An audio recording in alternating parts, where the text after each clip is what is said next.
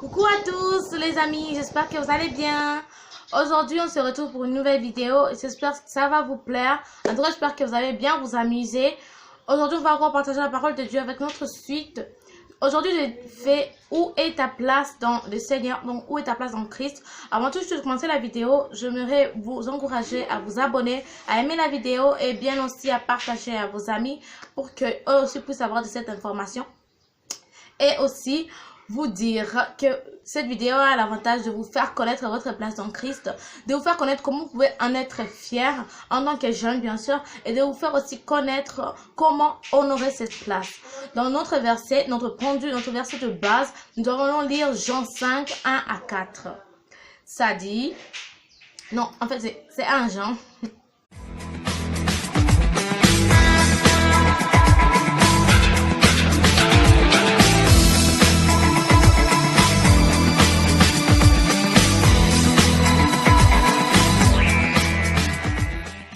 Ça dit, quiconque croit que Jésus est le Christ est né de Dieu, et quiconque aime celui qui l'a engendré aime aussi celui qui est né de lui. Nous connaissons que nous aimons les enfants de Dieu lorsque nous aimons Dieu et que nous pratiquons ses commandements. Car l'amour de Dieu consiste à garder ses commandements, et ces commandements ne sont pas pénibles. Parce que tout ce qui est né de Dieu triomphe du monde. Et la victoire qui triomphe du monde, c'est notre foi. Que Dieu soit loué. Bon, pour connaître sa place dans le Seigneur, il suffit de lire la Bible en fait. La Bible nous dit que pour connaître notre place dans le Seigneur, nous allons lire Jean 15. Ici d'abord, on dit que tout ce qui est né de Dieu triomphe dans le monde. Et tous ceux qui croient en celui qui est né de Dieu aussi triomphent dans le monde. Donc, nous allons voir que le monde.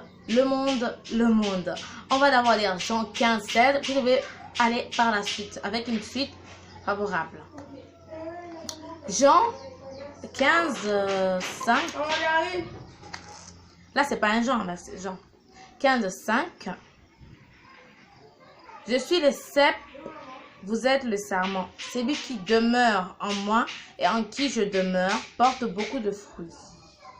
Car sans moi, vous ne pouvez rien faire. Qui est-ce que nous sommes dans Jésus? Il dit que sans lui, nous ne pouvons rien faire. Donc, dans Jésus, nous sommes des serviteurs. Il faut vraiment que tu saches que tu es un serviteur de Dieu. Et que comme enfant de Dieu, tu dois le servir parce que sans lui, on t'a bien dit, sans lui, tu ne peux rien faire. Ne pouvoir rien faire, ça signifie quoi? Que tu sois dans le monde, que tu sois dans le spirituel, que tu sois dans le physique, tu ne peux absolument rien faire sans Jésus. Ce qu'on dit ici, c'est rien faire. En fait, je vais méditer et ça signifie, en fait, ne rien faire, c'est ne rien faire de bon. Ne rien faire de bon. Tu ne peux pas avoir une bonne volonté sans moi, tu ne peux pas avoir de l'amour sans moi, tu peux pas avoir la confiance en toi sans moi, donc tu peux pas tout avoir sans moi, donc sans moi tu peux rien faire. Nous allons être maintenant fiers de sa place. Dans la Bible, j'ai dit aussi un verset, je ne m'en souviens pas en fait lequel, qui nous dit que en Jésus nous sommes héritiers de Dieu. Ça aussi, en ça nous connaissons aussi notre place en Jésus. En Jésus nous sommes serviteurs. En Jésus, ça c'est la première place, serviteur. En Jésus aussi, nous sommes héritiers du royaume de Dieu. Qu'est-ce que le royaume de Dieu? J'espère que vous vous êtes posé cette question plusieurs fois parce que c'était mon cas en fait. Le royaume de Dieu n'est pas un royaume visible, pas seulement visible. C'est un royaume très grand, un royaume qui comporte beaucoup de richesses, beaucoup d'abondance et que nous sommes héritiers de ce royaume. Mais il faut savoir que ce royaume n'est pas charnel. Ce royaume n'est pas ici sur la terre. Ce royaume n'est pas sur le monde. Quand nous sommes héritiers du royaume de Dieu, ça veut dire que nous sommes héritiers de la bonté, de la grâce, de la justice de Dieu, de tous les dons qui nous est donnés. Nous allons lire aussi 1 Timothée 4, 12. Je vais en savoir. 1 Timothée 4, 12. Ça dit que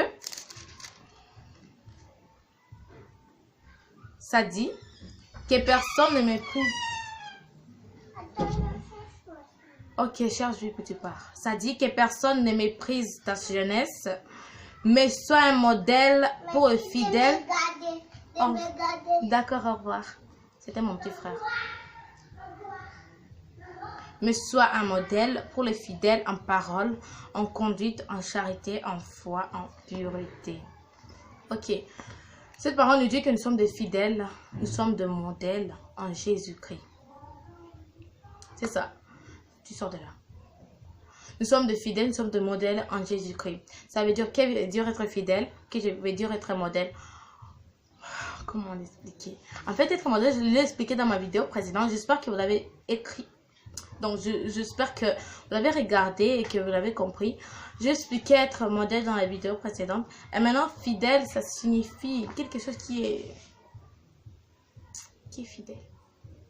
Être fidèle à Dieu, ça signifie ne pas trahir Dieu. J'espère que vous comprenez tout ça. Qui est fidèle? Les enfants fidèles, ce sont les enfants qui se concentrent seulement à Jésus-Christ. Ils ne suivent pas d'autres mondes, d'autres chemins charnels et tout ça. Ils se concentrent juste en Jésus. C'est ça, être fidèle. Nous allons finir, parce que là, c'est déjà si. Nous allons finir par être fiers de sa place. Tu connais ta place. Il faut que tu en sois fier. Nous allons lire Jean 15, 18 à 19. Jean 15. Jean 15. 18. Bon, ok. Juste, ok. Si le monde vous hait, sachez qu'il m'a haï avant vous. Oh, ça touche. Si vous étiez du monde, le monde aimerait ce qui est à lui. En fait, je dis lentement pour que vous puissiez comprendre et que vous puissiez revenir dans ces versets quand vous êtes seul ou quand vous êtes chez vous. C'est vraiment important de méditer le verset. Ça nous amène plus de connaissances dans la parole de Dieu. Ok, je recommence encore parce que je me suis perdue. Si vous étiez du monde, le monde aimerait ce qui est à lui.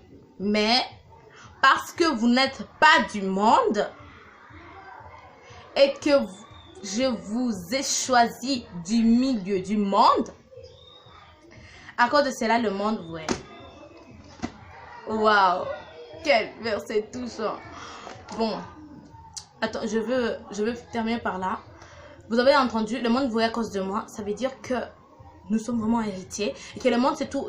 Le monde, c'est la modernité. Le monde, c'est juste des choses charnelles. Le monde, c'est juste des choses que tu ne fais pas pour aider Dieu, pour aider les autres. Et c'est comme ça. Quand tu ne travailles pas pour Dieu, tu fais partie du monde. Et c'est là que tu dois en être fier. Parce que Dieu t'a choisi du monde. Il t'a choisi du milieu du monde. Tu dois vraiment être fier de ça. Et l'honorer. L'honorer, c'est en pratiquant la parole de Dieu, en lisant la Bible. C'est ça, honorer. Bon, je veux finir par là. On se revoit bientôt pour une nouvelle vidéo. J'espère que vous vous êtes abonnés et que vous allez me suivre sur ma chaîne, mais aussi vous pouvez me suivre sur WhatsApp. Je mettrai les informations en barre d'infos où je publie des audios. Bon, je finis vraiment. J'espère qu'on va se revoir bientôt. Au revoir.